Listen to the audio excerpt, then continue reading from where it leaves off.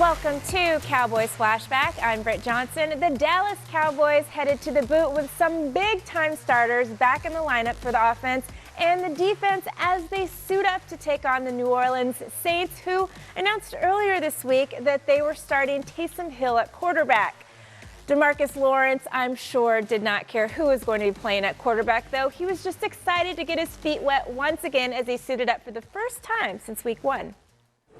First of all, individually, how did it feel to just get back out there finally? It's been a long time. I mean, it was electric, just to play with the guys at the level that they're playing with, and to be able to come out there and have a little impact on the game is amazing. So just glad to be back. Thankful that I can play this game of football that I love, and glad we came home with the win.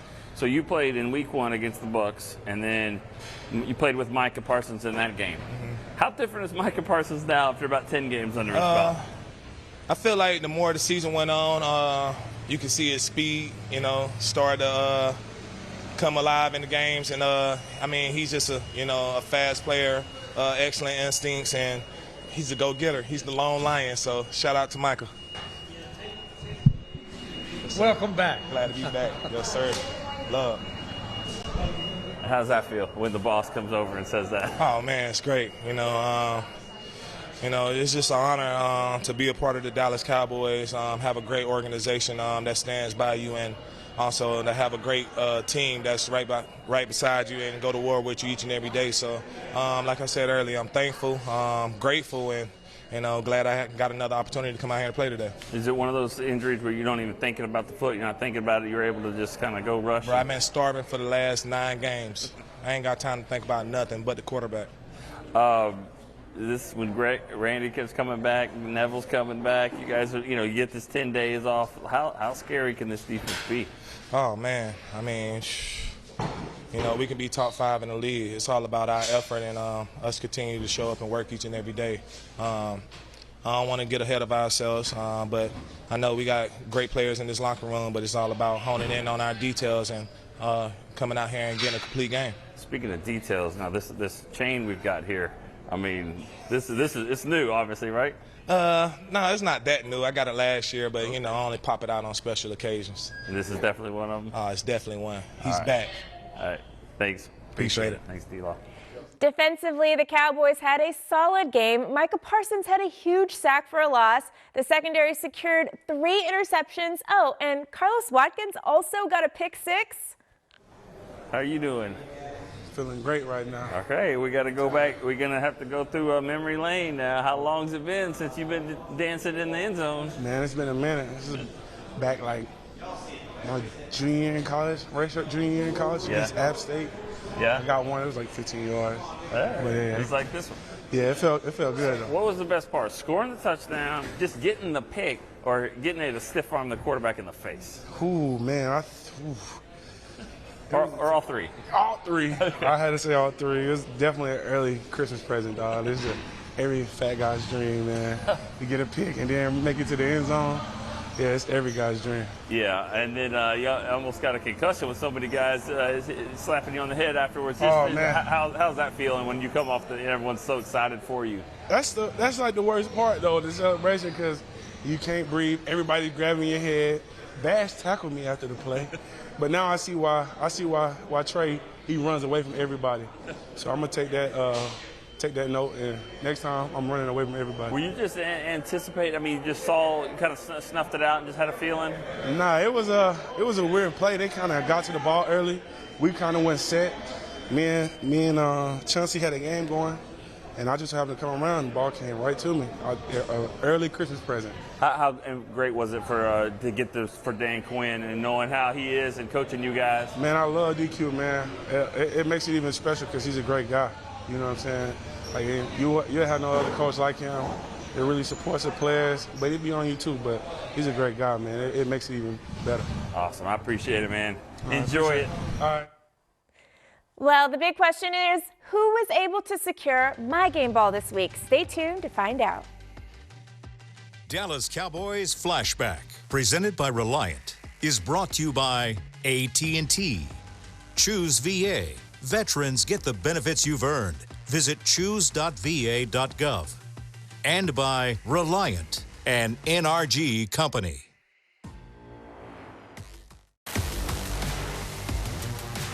This segment is brought to you by AT&T. Week 13's game ball goes to a man that started the pick party for the Dallas Cowboys on Thursday night, Jayron Kearse. Jayron not only secured this week's game ball, but had one of the best interceptions I've ever seen, complete with a little toe drag swag. So you kind of started this pick party here with there was a lot of picks in the game, but yours was about as good as any of them there. Can you walk us through that play? Really just in quarters coverage, and Michael ran with the guy, and the ball just came off his hands, and I looked the ball all the way in, and the rest is history. I can't really explain it. I tried to make a play, and it just happened to go how it went. Kept 3 points off the board. This defense is continuing to, in certain games like that, you're going to have to figure out ways to win. Do you guys feel like as a defense you did that tonight? Yeah, we did. We still got some things we need to work on. We got some things we got to correct. No matter at what point in the game should we give up that long touchdown pass at the end. We got some things we definitely got to correct, but we did a lot of good things as well. So, anytime you have 4 takeaways and a pick six, it's always a good day. But, like I said, we have some things we got to correct if we want to be the defense that, we know we can be. You said that you have a connection with Dan Quinn. He brought you here. He had a role for you. So to see him get a win as a head coach here for this game, how did that feel for you? Man, it felt good, man. I'm so happy, just to be here with Dan Quinn, and I'm happy for him, man. The guy he is, the person he is, outside of football, and the care he has for all the players. It's definitely genuine, and it's something that, you don't get in this league a lot. So, I definitely appreciate Coach Quinn, and I'm so happy for him that he gets to get him a win as a head coach as a Dallas Cowboy. Awesome. Appreciate it, man. The ground game may not have been the Cowboys' strong suit Thursday night against the Saints, but when this player hit the ground running, boy, was it a run. Stay tuned for more.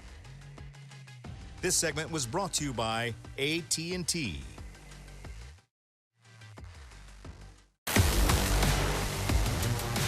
This segment is brought to you by Ashley Home Store, the official furniture store of the Dallas Cowboys. The ground game for the Dallas Cowboys never really, left the ground for the majority of the game. In fact, the Saints quarterback, Taysom Hill, had more rushing yards than Ezekiel Elliott and Tony Pollard combined halfway through the third quarter. Then Tony Pollard answers for the ground game woes with 58-yard run for a touchdown, most for the Cowboys this season, and most the Saints have allowed on a run this season. Well, the running game was kind of slow for a little bit, and then all of a sudden, all it takes is one, I guess, to get free. Kind of walk us through that touchdown. Yeah, we've been saying it all week. We knew we had to stick with the run game. Even though it may start out slow, but you just got to stick with it, keep going with it throughout the game, and eventually things are going to break. There are going to be some mismatches. People going to make mistakes, and they called a good play. Everybody did their job. Everybody blocked their man, and it opened up for me late. And I was able to hit it and get free. What are you seeing there? Was that the exact spot you're supposed to go, or do you just kind of wait, and then just hit it when you see something? It's a toss play, so it's designed to go outside. But once you get the ball and stretch it outside, after that, then it's on you. Whatever you do after that is on you. So it's designed to go out, but whatever you do after that, you just have to make a play, and everything worked out how it was supposed to. I feel like deja vu, because it was just a week ago I was talking about angles with guys trying to get angles on the sideline, and that was a kicker. This time it was a safety. It doesn't matter, though. You were able to run right past it, though. Yeah, like I was saying earlier, when I get in front, I try not to look back because, I feel like it slowed me down. So if I see I got enough space to see the pylon and a defender over here, it's a straight race at that point. Zeke obviously has been gotten through with knee injury and stuff like that. How good is this 10 days going to be for everybody, not just him, but for you guys to kind of get this running game back? It's going to be big for the whole team, especially after the few weeks we've been had with these games so close back to back. Coming right back up on each other and guys banged up, playing through injury. So 10 days is definitely going to be big for us. Awesome. Appreciate it. Yep. Thanks, Tony. Now, the Saints defensive end Cam Jordan said earlier last week that if they could stop Zeke, they could win the game. And, well, they did stop Zeke, but luckily for the Cowboys, CeeDee Lamb and Amari Cooper are back in action as they help the Cowboys to defeat the Saints 27-17, improving their record to 8-4. So, take us through the first few minutes of the game. Were you surprised you weren't out there a little bit earlier, or did you kind of know they might ease you back in? Yeah, I knew. I had between 20 and 25 plays they told me before the game. So they just wanted to ease me back into things, knowing that I didn't practice for real, you know, and knowing how COVID can affect the lungs and heart and stuff like that. They didn't really know my conditioning. I didn't really know my conditioning, so I think that was the plan. How has these last 2 weeks been for you? Obviously, missing you're a player. You want to go out there and play, but has it been tough though? Just frustrating not being able to be there. Yes, I mean, yeah, it was tough. I mean, you know, Jordan played with the flu. You know, that's how I looked at it. But it was just a restriction on not being able to play with what I had. So it was tough knowing that I could have physically gone out there and played, but just the restrictions that didn't allow me to do so. What about your teammates? It feels like they've been extra supportive of you here and the decisions you've made and everything like that. It seems like your teammates really have rallied around you. Yeah, I mean, they're my teammates, you know. We have each other's backs through whatever situation arises. How important was this win? You guys lost a couple in a row here. It's kind of, you get to December now, things start to heat up. How important was it to get out here in a hostile environment and get a win? Oh, it was great. You know, that's what we've been talking about since I've been back this short week that I've been back, just how important this win was for us, for our team, with it being January and being the most important football that we're going to play. So it was real big for us. At one drive, we all scored the first drive. You had the big catch, big run and catch by CD and then Gallup in the end zone. Is that kind of the epitome of what these three receivers you guys can do? Yeah, that's us right there. That's us right there. And like you said, that was the first touchdown drive that we had. Without us three on the field at the same time, I don't know if you quite get that same type of sequence. You know what I'm saying? And we understand it. We know what we can do collectively, and we really take a lot of pride in that. Awesome. Thanks, Amar. Thanks. Appreciate it. Now, a game that was a little closer than anticipated means any play can alter the game. Let's check out our game-altering play next. This segment was brought to you by Ashley Home Store, the official furniture store of the Dallas Cowboys.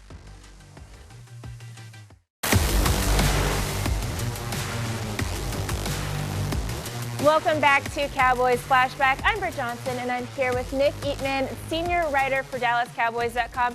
Nick, we're going to spend a little time on Gap today because there was tons of moments. One moment I kind of wanted to talk about before we get into the Cowboys Gap moment was one for the Saints. And Sean Payton, we saw him yelling at every single ref in sight because of this particular play that we're going to show right now. So we'll run the play. Nick, you could kind of talk us through this, and then we'll talk about the penalty and why it was terrible. Well, you got Jayron Kearse coming off the edge here. It looks like he's about to get a sack on Taysom Hill. He steps up, and I believe if the play runs through, Hill does step up and actually completes this one to the Saints. They actually catch this one and for a first down. And that was a big play. It's 13-10 at the time. Except for the penalty here, and I don't understand. Kearse sees him. He gets around him. He sees the blocker helmet to helmet. Now, in college, he'd be ejected for the rest of his career probably, but this is the NFL. And I don't know where the blindside block is. It looks like he pushes him in the back. They call blindside block, 15-yard penalty. Sean Payton hated it. That affected everything. They pushed him back 15 yards. And it led to a touchdown by Tony Pollard and to put them up here 20-10. Yeah, that was unbelievable. I mean, as a Cowboys fan, of course, we had a ton of penalties on us the week prior. You know, the 4 against Anthony Brown alone. So, you get some, you lose some. But as a Cowboys fan, I was like, I didn't really see that one. Yeah, I didn't either. But, I mean, like you said, you think I think the Cowboys care like this much about that happening. So, cool. Happens. Deal with it. All right. So let's get into ours. Yeah, let's get to the gap moment here. 20-10. It's 3rd and 2. Ball sitting here at the 27-yard line. And let's look always that you have to look at number 11, Micah Parsons. He's playing this play action. He says, forget that. I'm going straight to the quarterback. Not only does he drop him for a sack, but back to the 41-yard line. Yes. Now, Brett Maher can make that kick, but Sean Payton doesn't want him to try it. He'd already missed one. Just look at the fact that he doesn't even care about the running back. His explosiveness to get to the quarterback is just unbelievable. And I don't think quarterbacks realize how fast. Exactly. I was just going to say that. I felt like Taysom Hill had a second where he could have thrown it, and then he's like, oh, I have a second long. Nope, no, he didn't. Don't. He didn't have a second it. longer. So what that did, that forced him to punt it. They got it down to the 5-yard line. It's a 10-point game here. And Dak Prescott, it's 2nd and 8. They haven't been running it. I thought he kind of took a little bit of time here. He's trusting that he's in the end zone pocket, throws it to CeeDee Lamb. Beautiful. Outstanding. Talked about getting some breathing room there. I mean, if not, you're having to punt and getting it back to the Saints. That got him some room. That also put about 3 minutes off the clock and eventually had to punt to the Saints. And when you have a 10-point game, now you forcing Taysom Hill to throw it. And like I said before, they didn't all go to the Saints. Yes. They went to the Cowboys as well. And that's just what happens. When you put a running back in at quarterback, you get that. I mean, that looked like a punt there that KZ caught. The ball was deflected by Jordan Lewis there at the top. And you know, there's KZ making a play. There's one of them. There's I don't know if we got a couple more, but yeah, let's go. Let's do more of these now.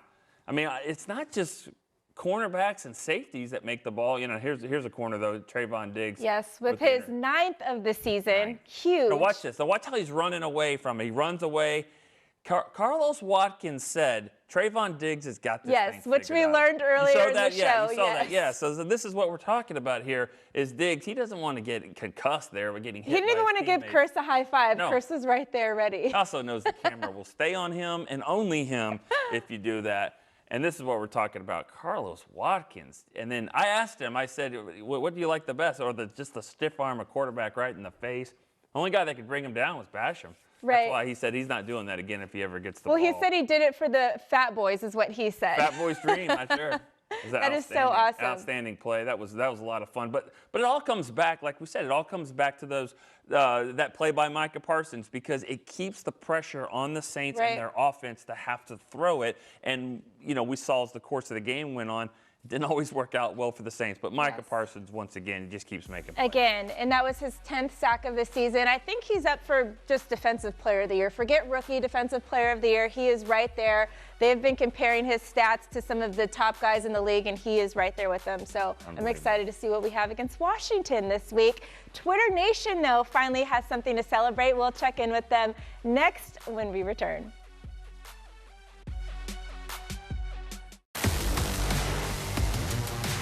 Dallas Cowboys Flashback, presented by Reliant, was brought to you by AT&T, Reliant, an NRG company, and by NFL Game Pass. You'll never miss a game again.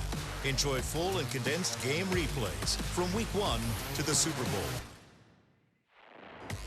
All right, let's go, Cowboys Nation. We finally have a positive week. We had 2 losses. I did not like going on Twitter and checking stuff, but this week we have some good stuff.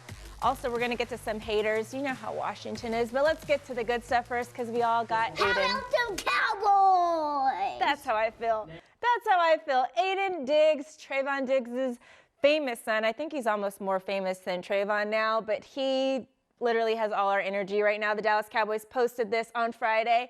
Where our next one that we have here, Dallas has so much potential and no excuse to lose any of these games in this upcoming stretch. Now, this stretch that we have is going to be Washington, Giants, and then Washington again. So, of course, I got to go talk to some Washington haters. That's what they are, because this is Cowboys Nation, and see what they had to say. This Washington fan said, "Hey guys, that's 4 straight wins for the Washington football team. I never lost my faith. I didn't stop believing.